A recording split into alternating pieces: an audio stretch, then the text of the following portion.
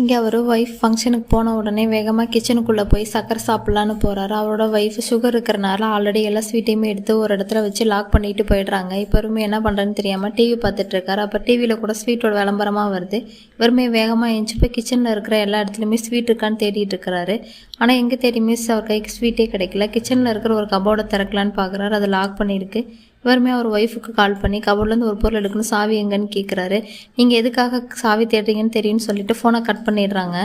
இவருமே என்ன பண்ணுறதுன்னு தெரியாமல் சாவி தேடிக்கிட்டு இருக்காரு. ஆனால் எங்கே தேடியுமே சாவி கிடைக்கல. அப்போன்னு பார்த்து அவங்க வேலை செய்கிறவங்க மரத்துலேருந்து மாம்பழம் விழுந்துச்சுன்னு கொடுக்குறாங்க. இவருமே ஆசையாக சாப்பிட்லான்னு பார்க்குறாரு. அங்கே வேலை செய்கிற எல்லாருமே நீங்கள் மாம்பழம் சாப்பிட மாட்டீங்கன்னு தெரியும், எங்களுக்காவது கொடுத்தா நாங்கள் பசங்களுக்கு கொடுப்போன்னு சொல்ல அவருமே மனசு கேட்காம கொடுத்துட்றாரு.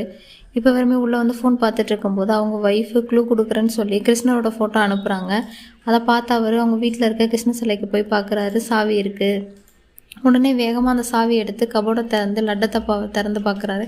அதுக்குள்ளே மெடிக்கல் ரிப்போர்ட் இருக்குது. அதை உடனே அவர் கசக்கி போட்டுடுறாரு. அவங்க ஒய்ஃப் அது மெசேஜ் பண்ணுறாங்க.